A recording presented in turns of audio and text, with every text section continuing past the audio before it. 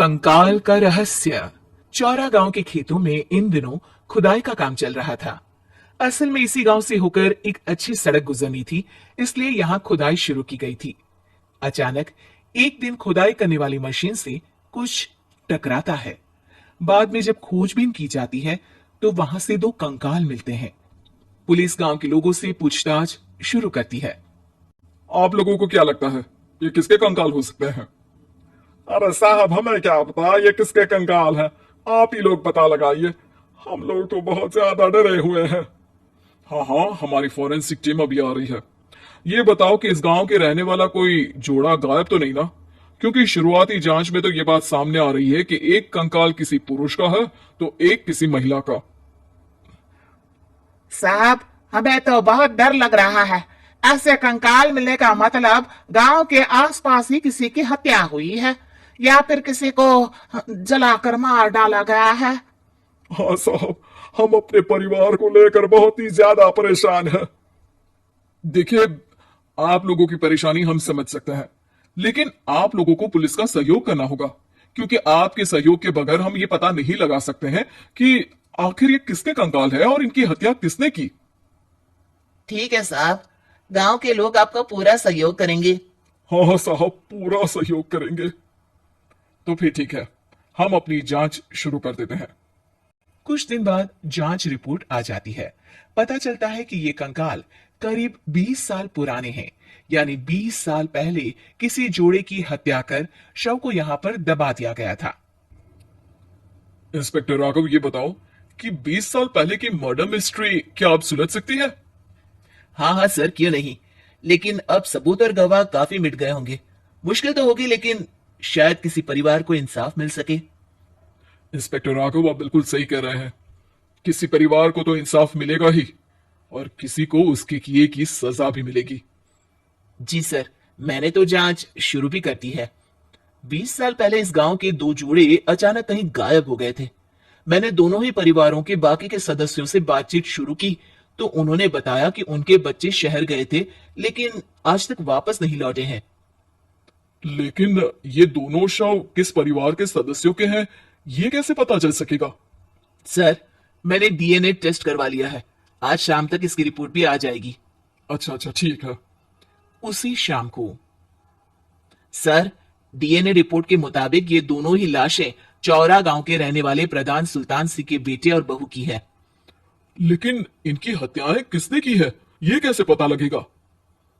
इसी का तो पता लगाने की कोशिश में जुटा हूं सर। आज सुल्तान सिंह से मिलने भी जा रहा हूं। मेरा बेटा और बहू तो मेरे लिए सिर्फ यादों में ही रह गए थे। हमें उनकी लाशें तक नहीं मिल सकी थी। आज 20 साल बाद उनके कंकाल मिले हैं। मैं अब किसके लिए जीऊं? लेकिन सर, क्या आपकी किसी से कोई दुश्मनी थी? अपने बेटे बहू की हत्या के लिए आप किसे जिम्मेदार मान रहे हैं? अब मैं किसका नाम बोलूं? मेरी तो किसी से दुश्मनी नहीं थी, बस मेरे बेटे बहू को कोई वापस ला पाता।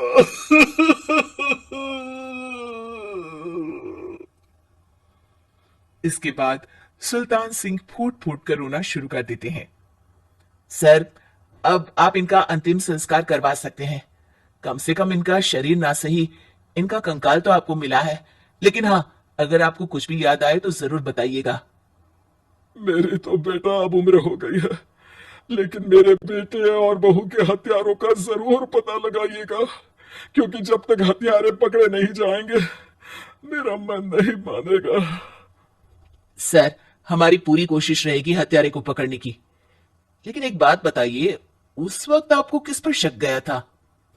उस वक्त मेरे एक ड्राइवर को पकड़ा गया था, लेकिन सबूतों के अभाव में उसे छोड़ दिया गया था। अच्छा, और ड्राइवर पर कैसे शक हुआ था? क्योंकि उस दिन ड्राइवर छुट्टी पर था।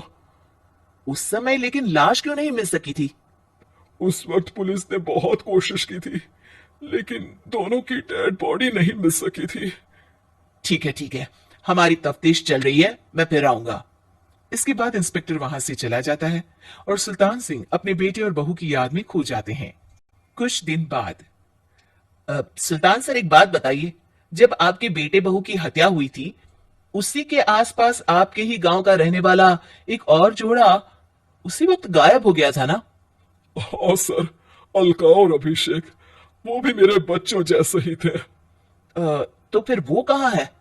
उनका भी आज तक पता नहीं चल सका, लेकिन बताते हैं कि कुछ साल पहले अभिषेक को गांव के ही किसी आदमी ने मुंबई में देखा था, लेकिन फिर वो गायब हो गया। यानी अभिषेक और अलका की हत्या नहीं हुई थी, बल्कि उन्होंने किसी वजह से खुद ही गांव छोड़ दिया था। हाँ हाँ, हो सकता है, क्योंकि अभिषेक मेरे बेटे संतोष का अच्छा दोस्त था और उसका मेरे घर भी आना जाना लगा रहता था। हो सकता है कि उसने मेरे बेटे और बहू के बारे में सुन लिया हो और ये गांव छोड़ दिया हो सकता है। उनके परिवार का कोई अब नहीं रहता क्या इस गांव में? अब तो कोई नहीं रहता। एक चाचा थे, लेकिन उन्होंने भी अपना पुश्तैनी मकान बेच दिया है। वो भी अब कहीं शहर में ही बस गए हैं। ओह, अभिषेक और अलका के बारे में भी पता लगाना होगा। हो सकता है कि वही इस हत्या के बारे में कुछ बता सके। हो तो सकता है, लेकिन वो बेचारे तो खुद ही वक्त के मारे थे, वो क्या बताएंगे। फिर भी सर, जब केस दोबारा खुला है तो जांच तो करनी ही पड़ेगी, और इस बार तो लाशें भी बरामद हुई है। कुछ दिन तक लगातार तफ्तीश चलती रही। एक दिन थाने से सुल्तान सिंह को फोन आता है।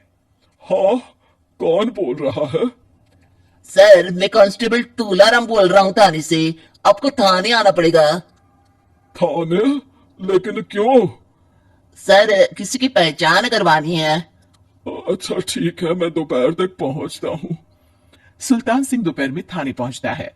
कई पुलिस के अधिकारी वहां मौजूद रहते हैं। सर, आपके बेटे की हत्या का रहस्य आज शायद सुलझ जाए। अच्छा इंस्पेक्टर राघव, पर वो कैसे? सर, उस आदमी को देखिए, क्या वही अभिषेक है? सुल्तान सिंह की आंखों में हैरानी से आंसू आ जाते हैं। हाँ सर, यही अभिषेक है। ये आपको कहां से मिला? सिर्फ अभिषेक ही नहीं, बल्कि इसकी पत्नी अलका भी इसके साथ है। मैडम, जरा अभिषेक की पत्नी को लाइए। जैसे ही अलका को पेश किया जाता है, सुल्तान सिंह जमीन पर गिर जाते हैं। सुल्तान सर, क्या हुआ आपको? आप अलका को देखकर गिर क्यों गए? सुल्तान सिंह सर पकड़कर बैठ जाते हैं। ये अलका नहीं, बल्कि ये तो मेरी बहू रितु है। पूरा थाना एक दूसरे का मुंह देखने लगता है। क्या? इसके बाद हर किसी को दो कंकाल और हत्या का रहस्य समझ में आ गया। अभिषेक और रितु ने मिलकर संतोष और अलका की हत्या की थी और लाश को जमीन के नीचे दबा दिया था। आज 20 साल बाद इस हत्या का रहस्य खुल सका था कि अवैध प्रेम संबंध में दो मासूमों की जान गई थी।